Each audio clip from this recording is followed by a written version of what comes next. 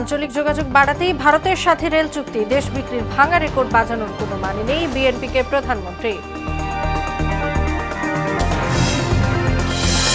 কর্মবিরতিতে আজও অচল বিশ্ববিদ্যালয়, শিক্ষকদের সঙ্গে বৈঠক কাল। শাহবাগ ও ঢাকা আরিচা মহাসড়কে কোটা বিরোধীদের অবরোধ। কোটা ও শিক্ষক আন্দোলনের ওপর ভর করেছে বিরোধীরা, মন্তব্য কাদেরের। গণতন্ত্রকে বন্দী করে রেখেছে সরকার, অভিযোগ বিএনপির।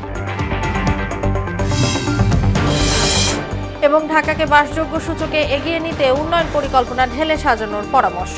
আবাসিক এলাকা থেকে শিল্প কারখানা অপসারণের দাবি।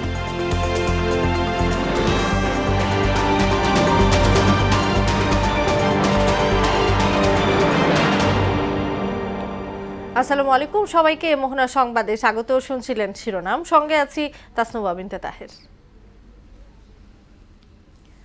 আঞ্চলিক যোগাযোগ বাড়াতেই ভারতের সঙ্গে রেল চুক্তি হয়েছে, এ নিয়ে দেশ বিক্রির ভাঙা রেকর্ড বাজানোর কোনো যৌক্তিকতা নেই বলে মন্তব্য করেছেন প্রধানমন্ত্রী শেখ হাসিনা। রাতে সংসদের সমাপনী বক্তব্যে তিনি আরও বলেন, বিএনপির সব শাসনামলেই দেশের স্বার্থ বিরোধী চুক্তি হয়েছে। সদ্য পাশ হওয়া বাজেট বাস্তবায়নে সংসদ সদস্যদের কার্যকর ভূমিকা রাখার তাগিদ দেন প্রধানমন্ত্রী। আর্থসামাজিক খাতে উন্নয়ন চিত্র তুলে ধরে শেখ হাসিনা বলেন, সরকারের ধারাবাহিকতা আছে বলেই দেশ এগিয়ে যাচ্ছে। আমাদের তো এখন ট্রান্সলেশন, রেলওয়ে ট্রান্সলেশন, হাইওয়ের সাথে আমাদের যুক্ত হতে হবে। আজকে ভারতকে আমরা ট্রানজিট দিলাম কেন, তার নিয়ে আপত্তি। ট্রানজিট তো অলরেডি দেওয়া আছেই। এখন ইসে থেকে ত্রিপুরা থেকে বাস চলে আসে ঢাকা, ঢাকা হয়ে কলকাতা পর্যন্ত যাচ্ছে। কি ক্ষতিটা কি হচ্ছে? বরং আমরা রাস্তার ভাড়া পাচ্ছি, সুবিধা পাচ্ছে আমাদের দেশের মানুষ। আমি ভারত থেকে আসতে পারলাম না, সেখানে বলা হলো কি দেশ বেচে দিয়ে আসছি। তা আমি যখন 81 সালে ফিরে আসতে সক্ষম হলাম, 6 বছর রিফিউজি হিসেবে বিদেশে থেকে, তখন ওই একই কথা শুনতে হয়েছে। আবার জানি না কেন হঠাৎ সেই ভাঙা রেকর্ড আবার বাজাতে শুরু করলো। আন্দোলনরত বিশ্ববিদ্যালয় শিক্ষকদের সঙ্গে বৃহস্পতিবার আলোচনায় বসবে সরকারের প্রতিনিধি দল। এতে সমাধান না এলে আন্দোলন আরও জোরদার করার ঘোষণা দিয়েছে বাংলাদেশ বিশ্ববিদ্যালয় শিক্ষক সমিতি ফেডারেশন। এদিকে টেকসই পেনশন ব্যবস্থার নামে বিভাজন বৈষম্যের চেষ্টা চলছে বলেও অভিযোগ করেছেন শিক্ষকেরা। এবার আসাদ জানাচ্ছেন বিস্তারিত। সর্বজনীন পেনশন স্কিমে পাবলিক বিশ্ববিদ্যালয়ের শিক্ষকদের কর্মবিরতি চলছে ক্যাম্পাসগুলোতে। জাহাঙ্গীরনগর বিশ্ববিদ্যালয়, রাজশাহী বিশ্ববিদ্যালয় সহ দেশের 35টি পাবলিক বিশ্ববিদ্যালয়ে এই কর্মসূচি পালন করছেন তারা। এ আন্দোলনে নেতৃত্ব দিচ্ছে ঢাকা বিশ্ববিদ্যালয় শিক্ষক সমিতি। ঢাকা বিশ্ববিদ্যালয় অধ্যাদেশে ঘোষিত পেনশন সুবিধায় ছাড় দিতে রাজি নন তারা। এছাড়া এ আন্দোলনে সমর্থন দিয়েছে বাংলাদেশ বিশ্ববিদ্যালয় শিক্ষক সমিতি ফেডারেশন। প্রিন্ট এবং ইলেকট্রনিক্স মিডিয়ার সাংবাদিকবৃন্দ আছে। সর্বজনীন পেনশনের প্রত্যয় স্কিম বিষয়ে কথা বলেন ঢাকা বিশ্ববিদ্যালয়ের অধ্যাপক ডাক্তার শাহাদাত হোসেন সিদ্দিকী। সর্বজনীন পেনশনের মূল লক্ষ্য হচ্ছে সবাইকে অন্তর্ভুক্তিকরণ। প্রথম, তাহলে অন্তর্ভুক্তি বলতে কাদেরকে অন্তর্ভুক্তি করতে হবে? যাদের পেনশন নেই তাদেরকে অন্তর্ভুক্তিকরণ।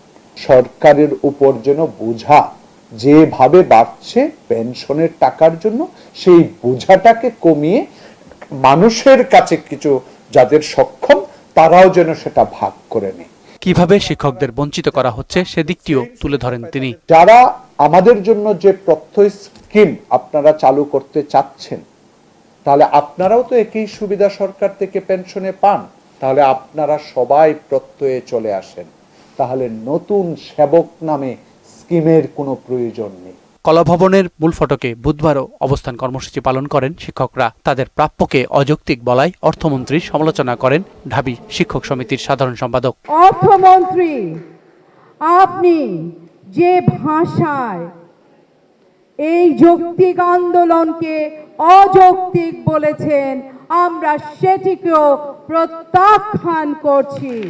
তবে বৃহস্পতিবার সেতুমন্ত্রী ওবায়দুল কাদেরের সঙ্গে শিক্ষকদের আলোচনায় বসার কথা জানান বিশ্ববিদ্যালয় শিক্ষক সমিতি ফেডারেশনের মহাসচিব। মাননীয় সেতুমন্ত্রী জনাব ওবায়দুল কাদের সাহেব, উনি জাতীয় নেতা, উনি বলছেন যে ওনার সাথে কথা বলছি, আমাদের আন্দোলনের যৌক্তিকতা তুলে ধরেছি, উনিও শুনেছেন। উনি আগামীকাল সকালে কোনো এক সময় উনি আমাদের সাথে বসবেন।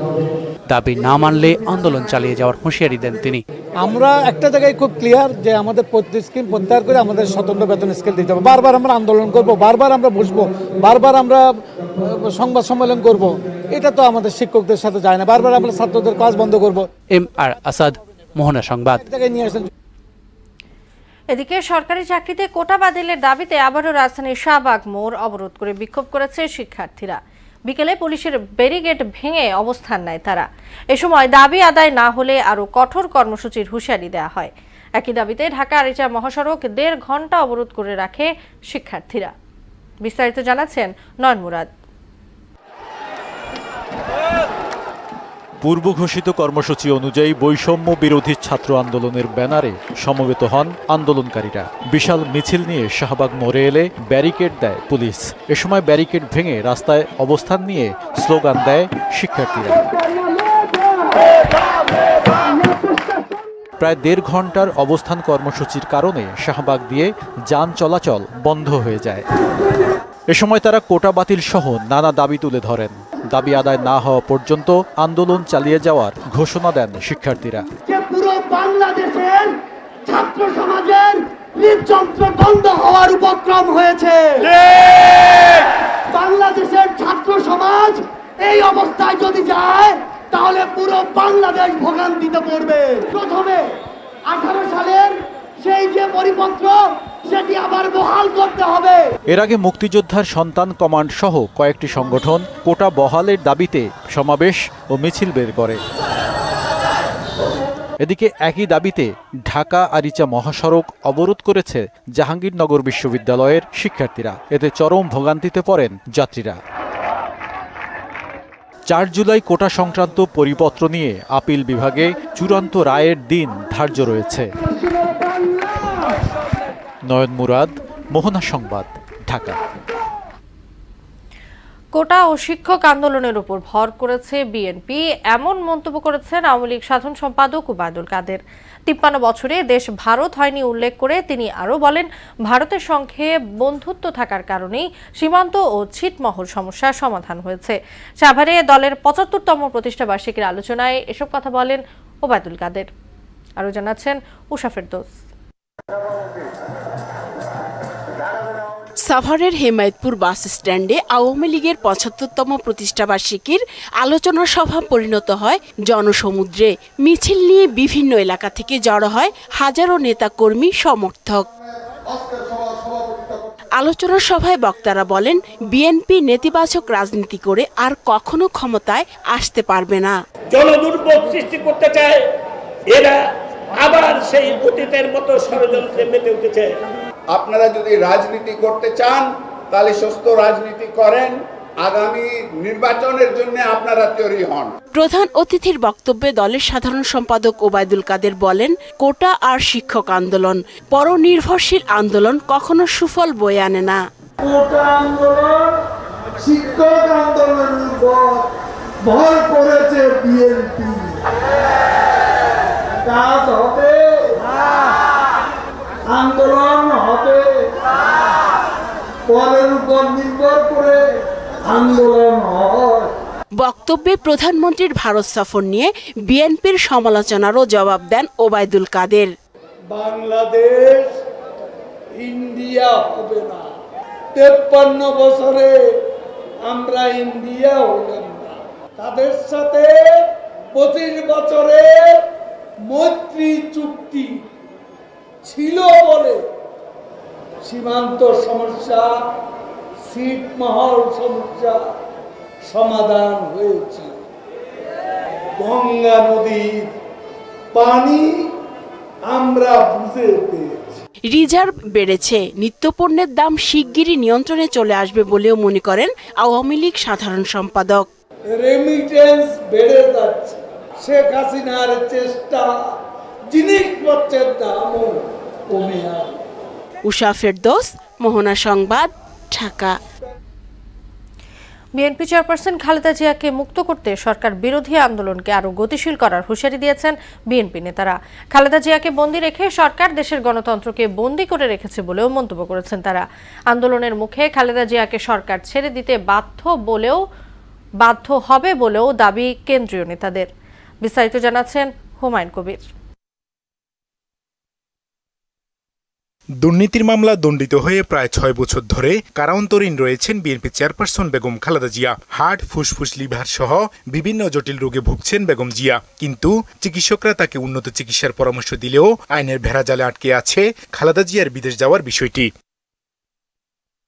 দল ও পরিবারের পক্ষ থেকে বিদেশে পাঠানোর জন্য সরকারের কাছে বারবার দাবি জানানো হলেও তা পূরণ না হওয়ায় এবার বেগম জিয়াকে মুক্ত করতে আন্দোলনের শপথ নিয়েছেন বিএনপি নেতারা। এ লক্ষ্যে রাজধানী, মহানগর ও জেলা পর্যায়ে সমাবেশ করে দলটি।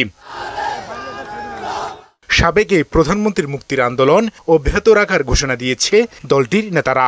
বাংলাদেশে এই মুহূর্তে মানুষ মনে করছে দেশনেত্রী বেগম খালেদা জিয়ার মুক্তি মানেই গণতন্ত্রের মুক্তি। বেগম খালেদা জিয়ার যে মুক্তির আন্দোলন আমরা সমাবেশের মধ্য দিয়ে শুরু করছি, এটি ইনশাল্লাহ গণ আন্দোলনের রূপ লাভ করবে। গণতন্ত্রের আন্দোলনকে খালেদা জিয়ার আন্দোলনে একত্রীভূত করে আমরা ভবিষ্যতে এগিয়ে যাব। সরকার খালেদা জিয়াকে মুক্তি দিতে বাধ্য হয়। অন্য যে কোনো সময়ের চেয়ে এবার বেগম জিয়ার মুক্তির আন্দোলন জোরদার হবে বলে দাবি করছেন দলটির সিনিয়র নেতারা। বেগম জিয়ার মুক্তির সাথে আমাদের যে একদফা আন্দোলনটা সংযোগ করে নেবে, তাহলে অচিরে আন্দোলনটা কঠোর হবে। কারণ আমাদের তো একদফা দাবি প্রতিষ্ঠিত, বেগম জিয়ারটাও প্রতিষ্ঠিত। এটাকে এখন এই দুইটার সাথে সংযুক্ত করে চলমান আন্দোলনকে জোরদার করলে ছেড়ে দিবে, আমাদের বিশ্বাস।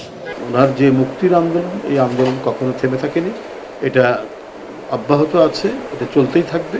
আমাদের অন্য সকল কর্মসূচির মধ্যেও এটা হচ্ছে গুরুত্বপূর্ণ একটি দফা হিসাবে এটা থাকবে এবং আমরা প্রতিনিয়ত তার মুক্তির যে সংগ্রাম, সে সংগ্রামে অন্তর্ভুক্ত আমরা থাকব।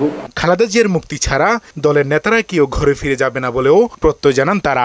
আশা করি এই আন্দোলন অব্যাহত থাকবে। হুমায়ুন কবির, মোহনা সংবাদ, ঢাকা। ঢাকাকে বাসযোগ্য সূচকে এগিয়ে নিতে টেকসই অবকাঠামোকে প্রাধান্য দিয়ে উন্নয়ন পরিকল্পনা সাজানোর পরামর্শ দিয়েছেন নগর পরিকল্পনাবিদরা। এ সময় আবাসিক এলাকা থেকে শিল্প কারখানা, গুদাম অপসারণের দাবিও জানান তারা।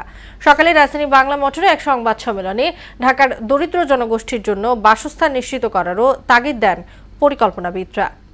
আরও জানাচ্ছেন হুমায়ুন কবির। গেল 27 জুন যুক্তরাজ্যের ইকোনমিস্ট গ্রুপের গ্লোবাল লিভেবিলিটি ইন্ডেক্সে বাসযোগ্য শহরগুলোর তালিকা প্রকাশ করা হয়। এতে আরও 2 ধাপ পিছিয়েছে তিলোত্তমা ঢাকা। বিশ্বের 173টি শহরের মধ্যে রাজধানী ঢাকার অবস্থান 168তম, যা পাকিস্তানের প্রধান শহর করাচির ঠিক উপরে। আর এই তালিকার শীর্ষে আছে অস্ট্রিয়ার রাজধানী ভিয়েনা। বাসযোগ্য সূচকে ঢাকা কেন এত পিছিয়ে, এর সার্বিক বিষয় নিয়ে রাজধানীর বাংলা মোটরে সংবাদ সম্মেলনের আয়োজন করে নগর পরিকল্পনাবিদদের সংগঠন Bangladesh institute of planners BIP. নগর পরিকল্পনাবিদরা মনে করেন বাসযোগ্য সূচকে ঢাকার অবস্থানের উন্নতি করতে না পারলে অর্থনীতির চালিকা শক্তি এই নগরীর 1.5 কোটি বাসিন্দার জীবনমান টেকসই হবে না। এ সময় বাসযোগ্য পিছিয়ে পড়ার কিছু পর্যবেক্ষণও তুলে ধরেন তারা। জিডিপি 40% ঢাকা শহর থেকেই সেক্ষেত্রে প্রডিউস হয়। তাহলে আমরা যারা ঢাকার মানুষ, আমরা যারা সারা দেশের ইকোনমিকে কন্ট্রিবিউট করছি, আমরা কি ভালো আছি? আমাদের বাসযোগ্যতার এই ইন্ডিকেটরগুলো বোঝাচ্ছে যে আসলে আমরা ভালো নেই। একটা ফ্যামিলিতে 4-5টা গাড়ি পর্যন্ত রেজিস্ট্রেশন হয়ে থাকে। এই বিষয়গুলোতে আমাদের কোথাও কোনো নজরদারি নেই, কোথাও কোনো সমন্বয়হীনতা নেই, কারো কোনো উদ্যোগ নেই। জলাশয়গুলো অনেক ক্ষেত্রে সব রক্ষা করা সম্ভব হয়নি, অথবা যেগুলা খাল ছিল, নদী ছিল, সেগুলো এনক্রোচমেন্ট হয়েছে এবং আমাদের বাসযোগ্যতাকে তলানিতে নিয়ে এসেছে। উন্নয়ন প্রকল্প সঠিকভাবে বাস্তবায়নের পাশাপাশি দরিদ্র জনগোষ্ঠীর বাসস্থান নিশ্চিত করা, পরিবেশের ভারসাম্য রক্ষা সহ টেকসই অবকাঠামো গড়ে তোলার উপর জোর দিয়ে কিছু প্রস্তাবনাও তুলে ধরেন নগর পরিকল্পনাবিদরা। এত বড় একটা জনগোষ্ঠীকে আপনি বস্তিতে রেখে কোনোদিন আপনার উন্নতি হবে না। তাদের না আছে স্বাস্থ্যসেবা, না আছে শিক্ষা, না আছে ওয়াটার সাপ্লাই, স্যানিটেশন, এই জায়গাগুলো কিন্তু অ্যাড্রেস করছে না। ঢাকা ট্রান্সপোর্ট কোঅর্ডিনেশন অথরিটি এবং ঢাকা সিটি কর্পোরেশনগুলো, এই প্রতিষ্ঠানগুলোকে আসলে কার্যকর ভূমিকা পালন করতে হবে এই গণপরিবহন ব্যবস্থার দ্রুত উন্নতির জন্য। এই ক্ষেত্রে আইনের শাসন নিশ্চিতেরও তাগিদ দেন তারা। আইনের যে দণ্ডটা সেটা সবার জন্য যদি সমান হয়। হুমায়ুন কবির, মোহনা সংবাদ, ঢাকা। অবিরাম বৃষ্টি আর উজানের ঢলে আবারও সিলেট, সুনামগঞ্জ সহ উত্তর পূর্বাঞ্চলের নদীগুলোর পানি বেশ কটি পয়েন্টে বিপদসীমার উপর দিয়ে প্রবাহিত হচ্ছে। এদিকে বৃষ্টি ও পাহাড়ি ঢলে শেরপুর, নেত্রকোনা, রংপুর, কুড়িগ্রাম, লালমনিরহাট, মৌলভীবাজার সহ দেশের বিভিন্ন স্থানে বন্যার আশঙ্কা দেখা দিয়েছে। এ কারণে নতুন নতুন এলাকায় প্লাবিত হতে পারে। এদিকে দেশের 8 বিভাগে হালকা থেকে মাঝারি ধরনের বৃষ্টি অথবা বজ্রসহ বৃষ্টি হতে পারে। সকালে এ তথ্য জানিয়েছেন আবহাওয়াবিদ AK নাজমুল হক।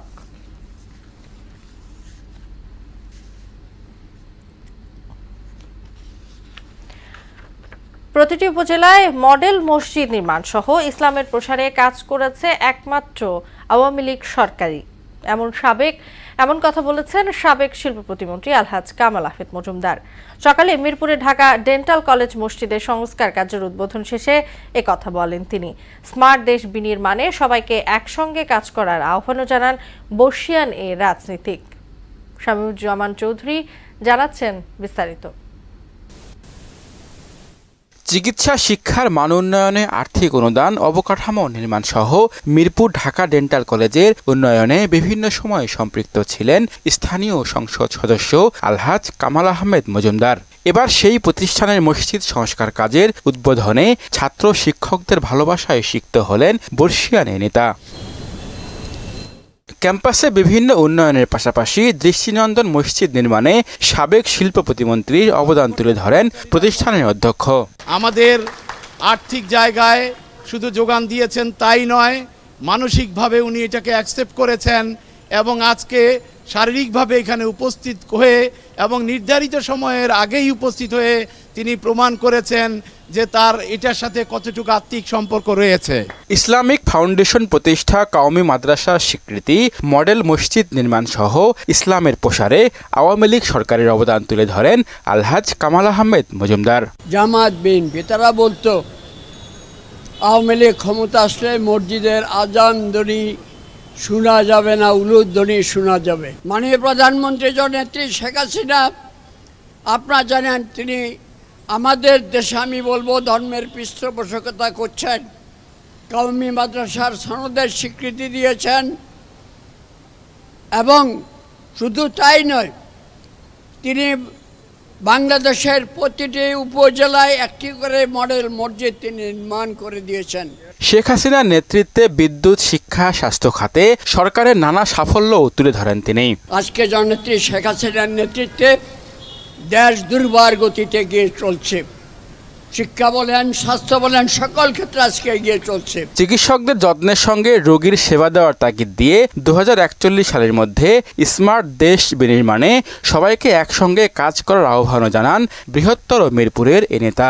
ডাক্তার সাহেবরা যারা রয়েছেন, আপনারা জনগণকে সেবা দিবেন, আপনি যথাযথভাবে আপনার দায়িত্ব পালন করবেন এবং আপনার এখানে যারা রোগী আছে তাদেরকে সুচিকিৎসা দিবেন, চেষ্টা করবেন বাঁচা মৃত্যু আল্লাহর হাতে। আমার ডাক্তার ভাইরা যারা রয়েছে, ছাত্র যারা রয়েছে, সবাই মিলে আমরা যাতে 2041 সালে বাংলাদেশকে উন্নত একটা বিশ্ব আমরা করতে পারি, সেই লক্ষ্যে আমাদের সবাইকে কাজ করতে হবে। পরে দেশ ও জাতির শান্তি কামনায় বিশেষ মোনাজাতে অংশ নেন শিক্ষক, শিক্ষার্থী ও অতিথিরা। শামীমুজ্জামান চৌধুরী, মোহনা সংবাদ, ঢাকা। দেশের বাইরের খবর। ভারতে ব্রহ্মপুত্র সহ আরও কয়েকটি নদীর পানি বিপদসীমার উপর দিয়ে বয়ে যাওয়ায় আসামে ভয়াবহ বন্যা দেখা দিয়েছে। গত 24 ঘন্টায় রাজ্যটিতে নতুন করে 3 জনের মৃত্যু হয়েছে। এ নিয়ে মৃতের সংখ্যা বেড়ে দাঁড়িয়েছে 38 জনে। এছাড়া 28টি জেলার প্রায় 11.5 লাখ মানুষ ক্ষতিগ্রস্ত হয়েছে। তলিয়ে গেছে 42,000 হেক্টর ফসলি জমি। ইতিমধ্যে 489টি আশ্রয় কেন্দ্রে প্রায় 3 লাখ মানুষকে নিরাপদে সরিয়ে নিয়েছে প্রশাসন। শেষ করব মোহনা সংবাদ, যাবার আগে শিরোনামগুলো জানিয়ে দিচ্ছি আরো একবার।